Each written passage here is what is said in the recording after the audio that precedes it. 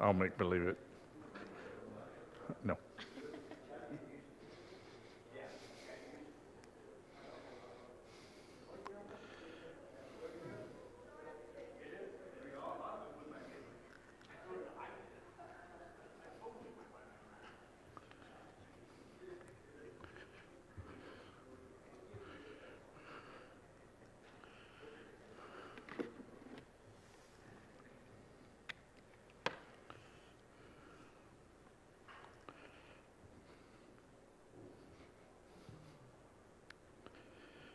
Well, I see a few of you braved it and stayed in here. So it could be worse. I could be the teacher. Oh, I am. All right. I marked down that we left off in chapter 11, question 10. Is that correct? Oh. Are you just agreeing with me, or oh, you marked it too? Okay. Well, I thought I left that it was only in my phone, but it's actually on the questions here. So let's see where that would be.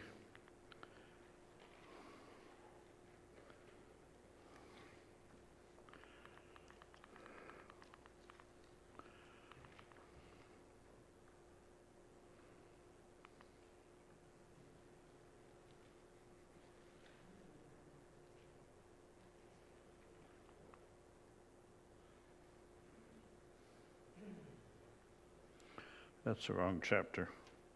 Let's try to find the right chapter.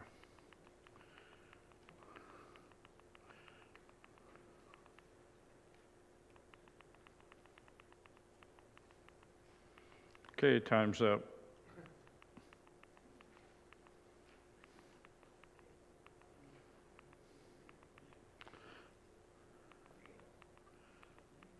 All right, keep going. You'll get there.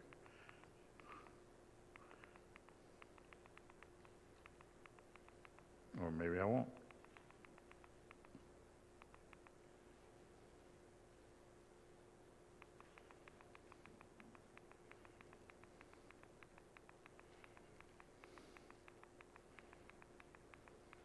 I know there's a faster way, and I probably should have went that way.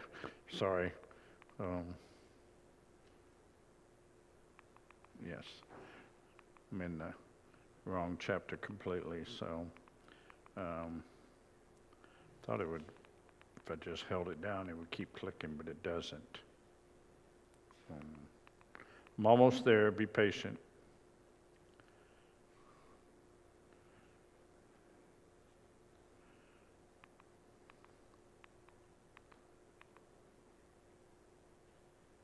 I believe we're there. Okay.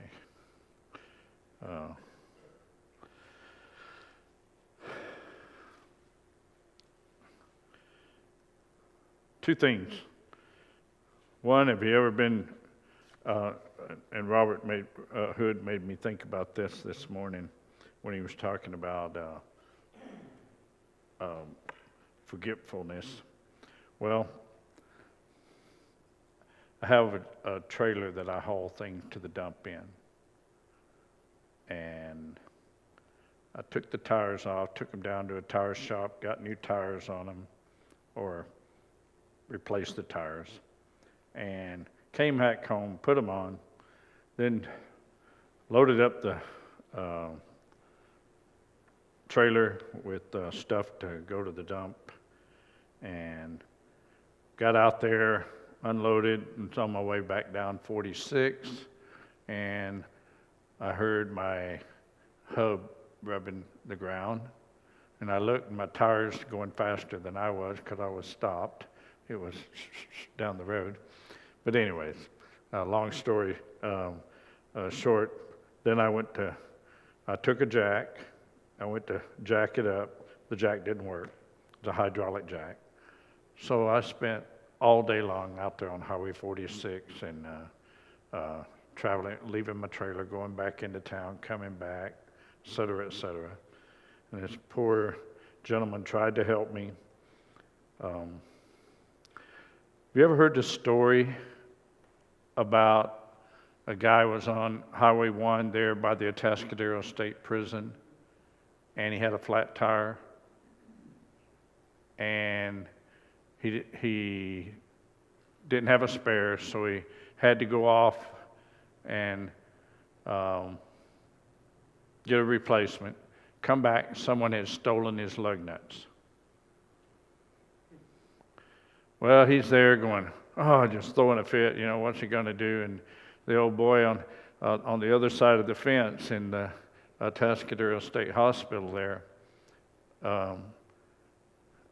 says, well, why don't you take one lug nut off of each of the other tires and put them on here until you can get to a place? He goes, well, that's pretty intelligent. What are you doing in there? He goes, I'm crazy. I'm not stupid.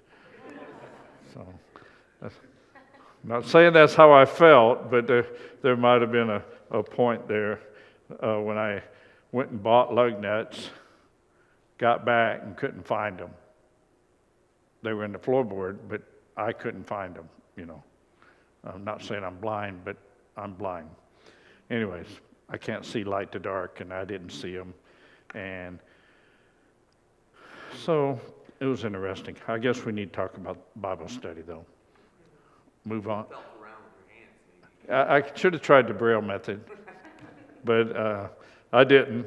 But I got home, and my daughter found them. She was polite, and she probably shouldn't have been. I deserved whatever she gave me, but anyways. Okay, we left off with question number 10 in chapter number 11. We'll begin reading in verse 21. And the hand of the Lord was with them, and a large number who believed turned to the Lord. And the news about them reached the ears of the church in Jerusalem, and they sent Barnabas off to Antioch. Then when he arrived and witnessed the grace of God, he rejoiced and began to encourage them all with resolute heart to remain true to the Lord. And for he was a good man, for he was a good man and full of the Holy Spirit and faith, and considerable numbers were added to the Lord. Question number 10. As we look at what is said here, to me, it is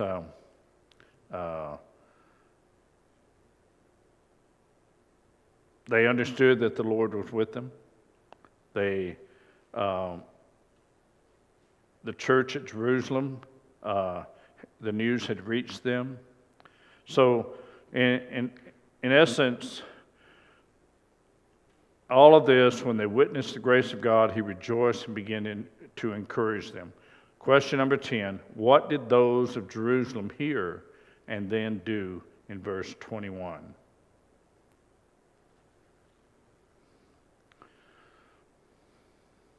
There's only one sentence there, so you should be able to find the answer.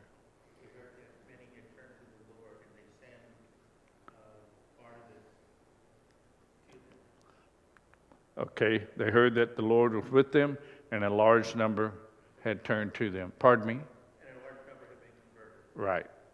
So we see that what the Word can do if we have an open heart and an open mind. And we see and that's one of the things I love about the book of Acts. I understand that it's a book of conversion. It's a book that oftentimes new converts, if you were studying with someone, you would go to the book of Acts. But as I stated last week, I'm always reminded by what Peter said in or what Paul said in Corinthians, the second book, where he said, by way of reminder, I speak to you. So we need to be reminded of things like this, where they heard that the Lord was with them, and a large number who believed turned to the Lord. Question number 11, how is Barnabas described, and what did he witness and do? Verses 23 and 24. Good men full of the Holy Spirit Okay, exactly. So we can see that when he arrived, and witnessed the grace of God, he rejoiced, and that he was a good man and full of the Holy Spirit and faith. Now, well,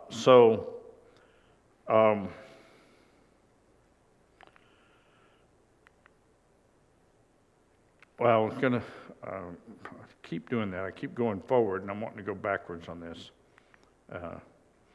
I just want us to look at the overall picture here and to understand that when the word is spoken and with an open and honest heart, results will come out amongst all. We have to have the heart. We have to be able to listen to the words to be able to do what took place in these verses here. Okay, and he left for Tarsus to look for Saul. And when he had found him, he brought him to Antioch. And for an entire year they met with the church and taught considerable numbers of people. And the disciples were first called what? Christians in Antioch.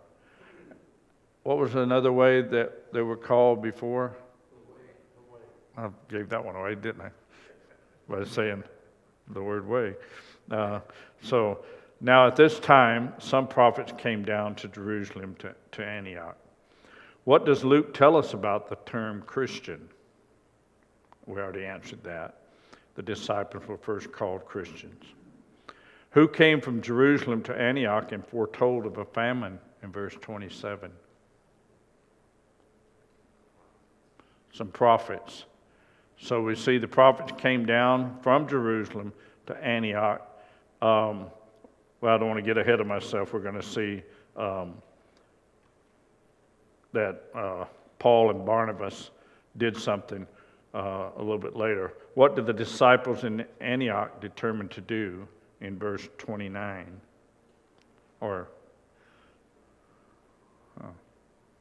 Is that correct? Verse 29. Normally I would, I guess it is. Normally I would have the scripture up there, but I don't have it up there. Right, they did what? They sent relief to, and how did they do this?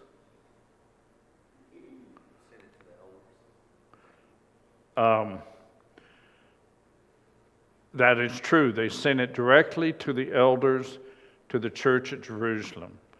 We see that sometimes within the church, we've seen over the years where they've done it in many different ways. But the example that we see here, it shows us that they sent it directly to the elders. They didn't send it to, I'm trying to think of the term, a church that would then send it to the elders. They didn't send it to a church that held it, and all the different churches sent to. They sent it directly to. So we try to strive to do it in the like manner that is addressed in this situation. Do you have your hand up, Robert? Yeah. You asked the question, how did they do it? As well as it says, they took up a collection, and the disciples gave each of them that had means, and they determined to send a contribution. That also sets precedent for one, that those that had the desire and the means to do so are the ones that are contributing, and that there was intention and there was a clear plan here. This wasn't just, everyone, here's a hat, throw it in there. There was a clear plan and a determination to send the money for this need. And I think that's a criteria sometimes I can easily go overlook, is that they intentionally had a reason to send these funds. It wasn't just, well, we like a lot of people in Jerusalem. No, there's a need, and we're going to send the funds and collect these funds for that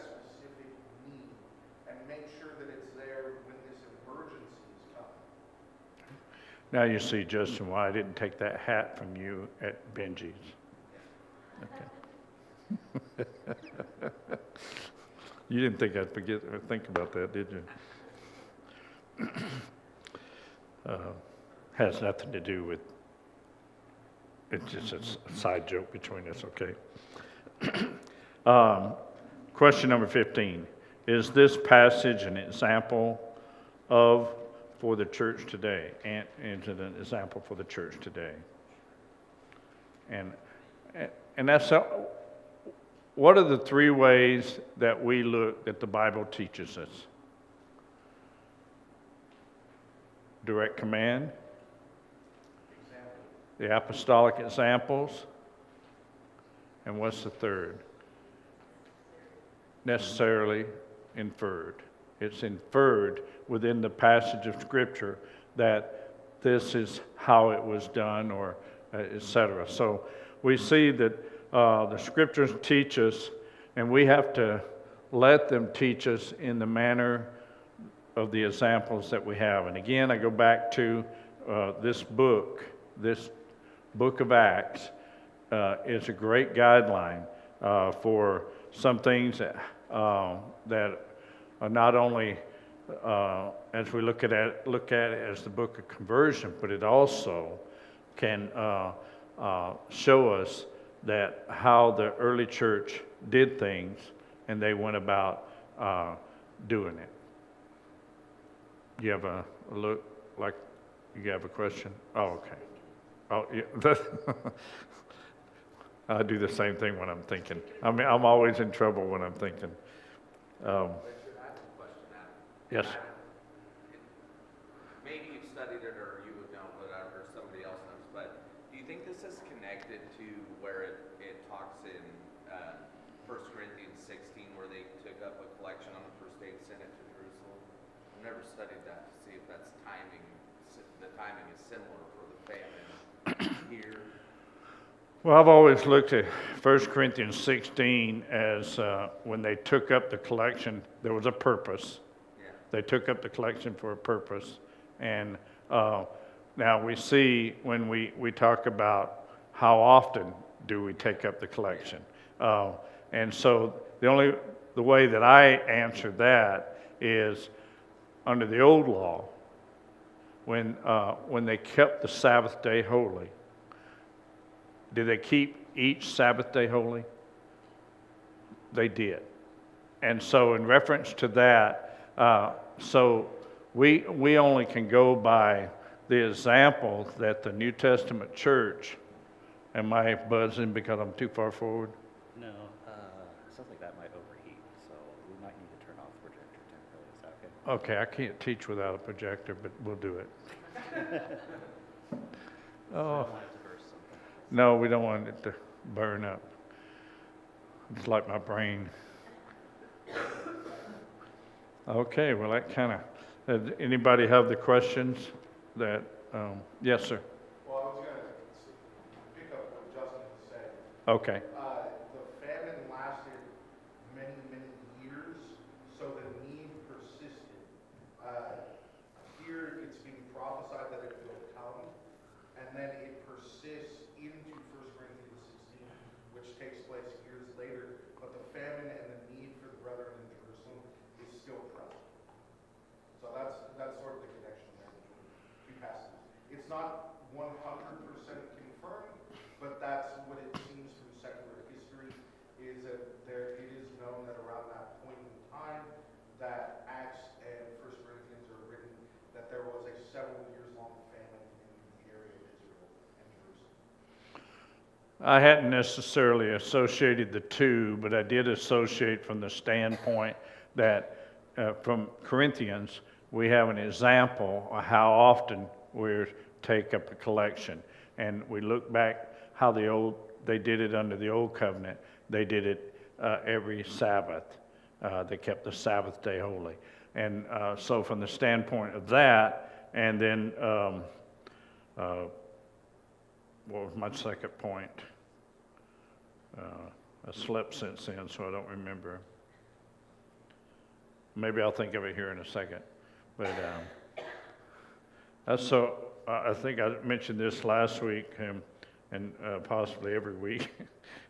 But I think when I told Carrie that I would teach this class, it was 3 years ago, and I said my brain was a lot quicker then. I could remember things a lot easier.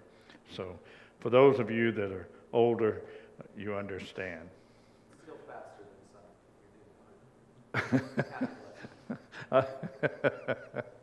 Well, thanks, Justin. I need all the encouragement I can get from that.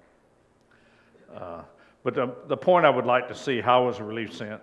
Barnabas and Saul, they gathered it up, and they took it and sent it and took it and delivered it personally to the elders and to the church at Jerusalem. And that's what I was trying to bring out about that. All right, Acts 12. Yes, sir. One thing I think that is worthwhile remembering, especially as we move into chapter 12 and eventually get to chapter 15, is Antioch is the first place that is a primarily Gentile city, and it's mentioned in the verses that we read last week and this week in the second half of chapter 11 that a lot of Gentiles were being baptized and a lot of Gentiles made up that church.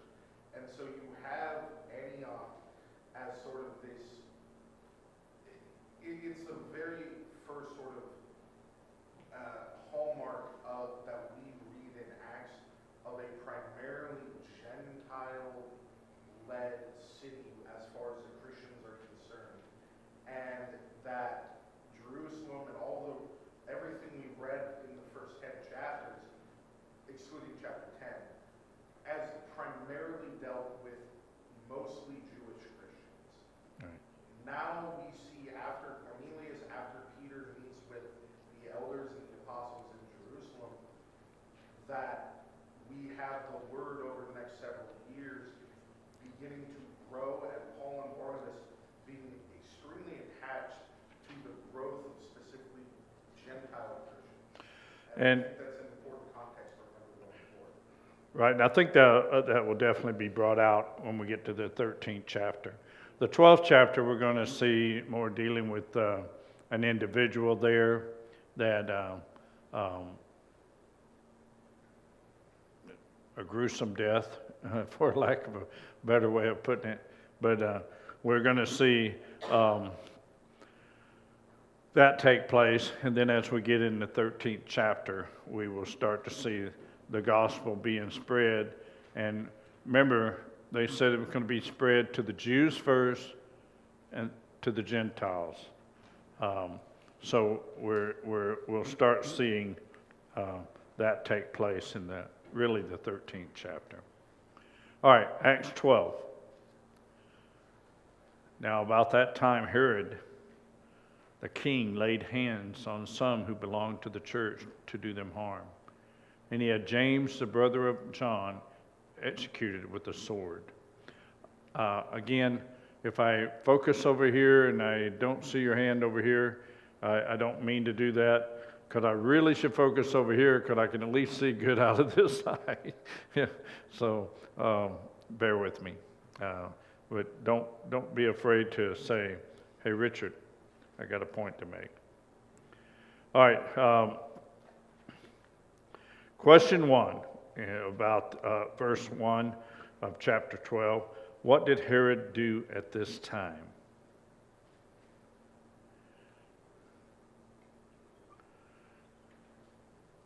Persecuting the Jews. Okay, he put his hands on the Christian to do them harm. And so we see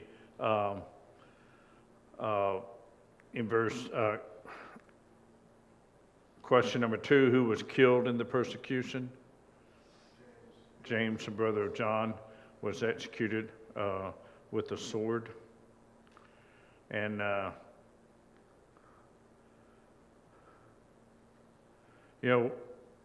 brought this up before.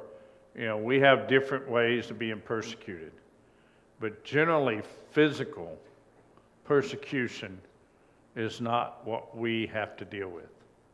We might have to deal with some persecution of how our friends treat us or our family treats us because we have chosen to serve Christ. But physical harm, as a general rule,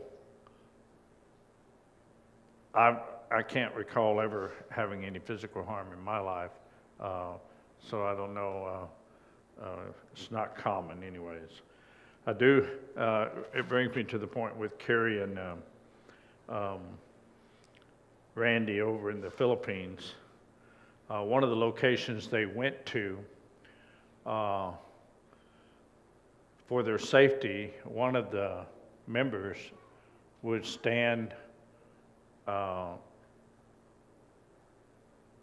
with like a machete type to as a deterrent to those that might want to do harm to Christians. And oftentimes it's I don't want to sound harsh, but it's of those of the Muslim faith that are in that area that are bringing this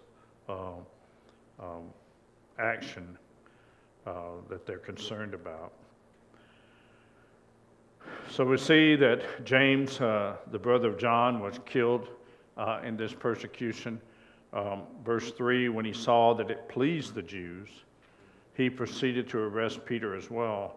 Now, these were the days of unleavened bread. Going to be a question here. What did Herod observe that resulted from the slaying of this one? Pardon me? It pleased the Jews. That it pleased the Jews, yes. And question number 4, what did Herod do? He proceeded to arrest whom? Peter as well. Now, question number 5, at what time of the Jewish year was this, as we recognize in verse 3? Now, these were the days of unleavened bread. Any historians in here that would like to tackle this one? Pardon me?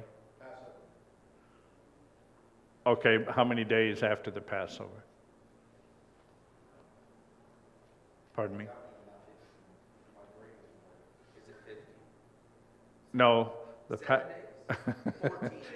that's what 7 is in railroad language. So 7, right? So this is 8, 9, 10. I'll have you being able to count to 10 before the class is over in railroad language. All right. The answer, of course, is the days of unleavened bread, 7 days after the Passover. While the two holidays are at similar times, one celebrates the time that most Christian believes in the resurrection of Christ, and the other is a Jewish holiday celebrating the Exodus from Egypt. When I say that most Christians celebrate as the time of year that we know as what? Easter.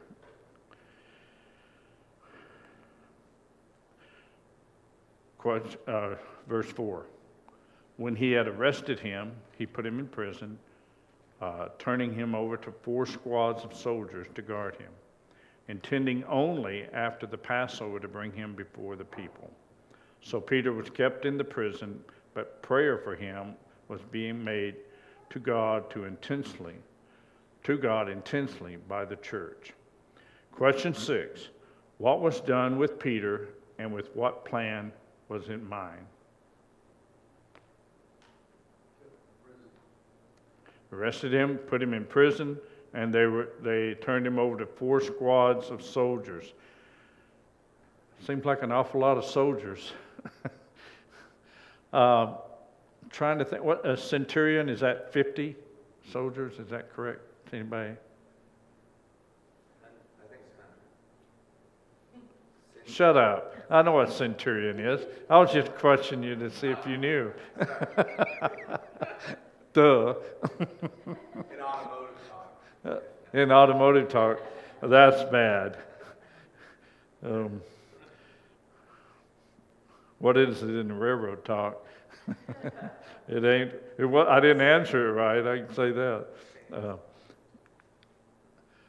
Anyway, he was arrested. What was done with Peter and what plan it was in mind, arrested and put him in prison, intended only after the Passover to bring him before the people. Why would he wait?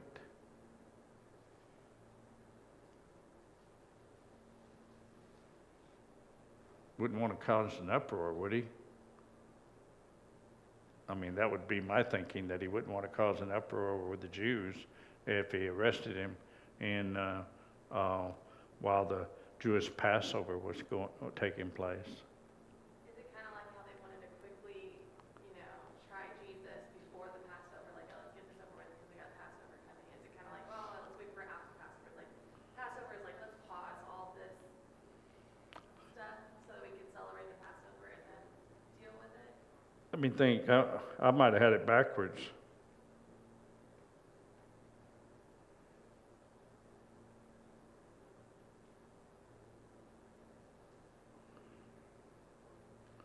I had it in my mind. It was the opposite, but I believe you're correct. Any other thoughts on that? Y'all are awful quiet tonight. If you leave things to me, it could be wrong. What? Go ahead, Robert. I have no comment on what you said. It's kind of an overall point. Herod is sort of foreshadowing a lot of what's going to happen to the Christians in the future, especially the apostles. We can see that everything he's doing here, first it's personally motivated, but then it becomes politically expedient in verse 3 to where, oh, I did this thing because I wanted to cause problems. But then, well, the people like that, so I'm going to keep doing it. And we see that the Jews are approving of mistreatment of Christians, which foreshadows what's going to happen to Paul much later in the chapter. But I think also it's an interesting foreshadowing, at least in my mind, some may disagree, but to me, it also is foreshadowing of what's going to happen with Nero, where it becomes, the Christians once again become an expedient and pleasing political scapegoat for the whims of the political powers that be. And it's an interesting cycle that we see started here, kicked off by the first killing of an apostle, and then the subsequent persecution as a way to appease the people and to win political points with the people, as Christians are caught in the crossfire that has nothing to do with religion, but rather that leaders and those in power can use the persecution of Christians to grease the wheels of political power. Okay. Your comment could get into a dating, if you will, of Revelations of Nero or 72 or 90, 72 AD or 90 AD. I take the latter version, but I'm not trying to start. You can argue on that on the Tuesday class. yeah, the Tuesday class. We don't have time to do it here. I brought that up with 3 minutes to go, so I'm not overly stupid. Sometimes I bring things up at the right time. Question number 7. What did the church do on Peter's behalf while he was in prison? Verse 5. Prayed for him. All right. Pardon me? Right. Intensely, right. It's both are the same. Fervently, intensely. I think of, Jesus in the Garden of Gethsemane when he prayed, and as his teardrops were as blood. I mean, to me, that's intensely. that, that's maybe greater than what we're talking about here, but it's still the same sense that they were praying, I see that. I thought you raised your hand. All right, question 7, what did the church do on Peter's behalf? The prayer was being done by the Church of God, intensely by the church, as we stated.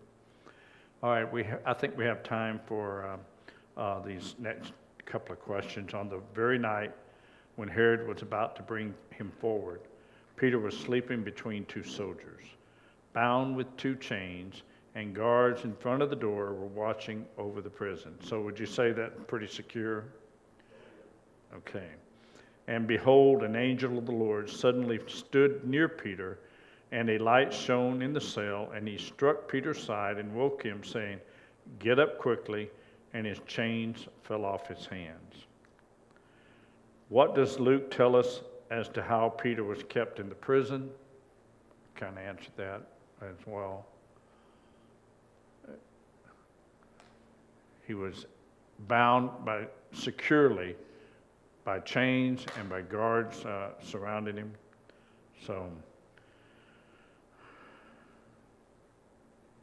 probably going to get ahead of myself here a little bit, but I like doing that. So if you answer it without necessarily seeing what, when we talk about what would happen to the guards. Right. So, what happened to Peter? Verse 7, an angel of the Lord suddenly appeared and stood next to Peter, and a light shone in the cell, and he struck Peter's side and woke him, saying, "Get up quickly," and the chains fell off his hands. And I would like to go ahead and get to that point. Verses 8 and 9, and the angel said to him, "Put on your belt and strap on your sandals." And he did so, and he said to him, "Wrap your cloak around you and follow me." I'd like to stop there for just a second. Put on your belt and strap on your sandals. And he did so. And then wrap your cloak around you. How did they...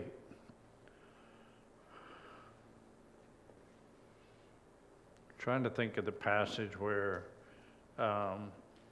might come to me in a minute, but we see, how did they normally dress? Is a question that I wanted to ask.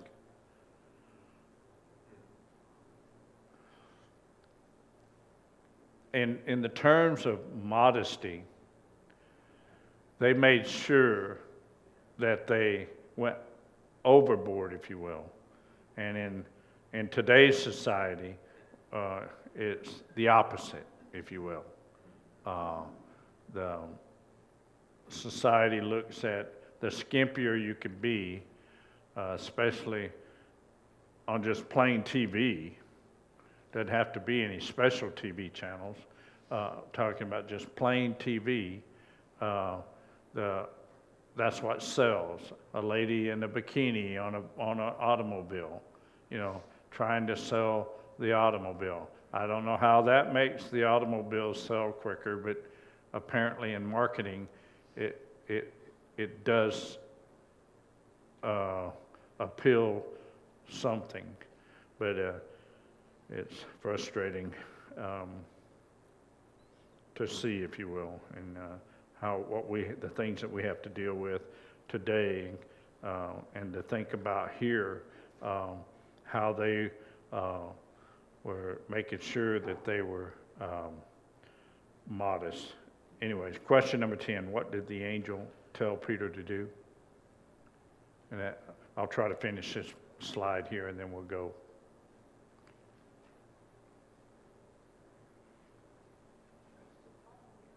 I already answered it, right?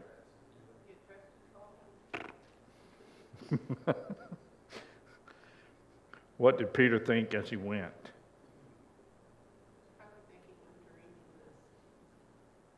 Thinking about what? He's dreaming it. Oh, yeah. Thought he was seeing it in a vision, yes. So, is this real? Or Is this a vision?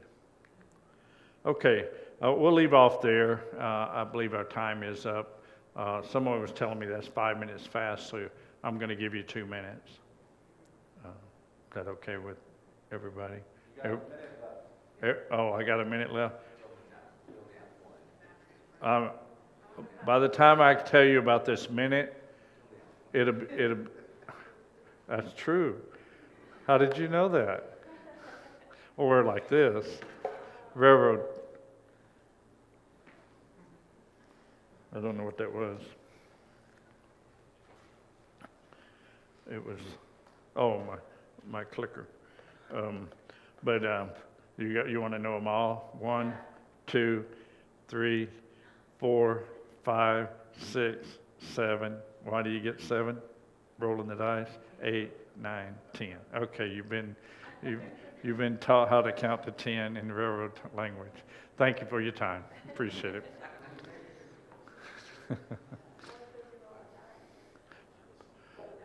Yes.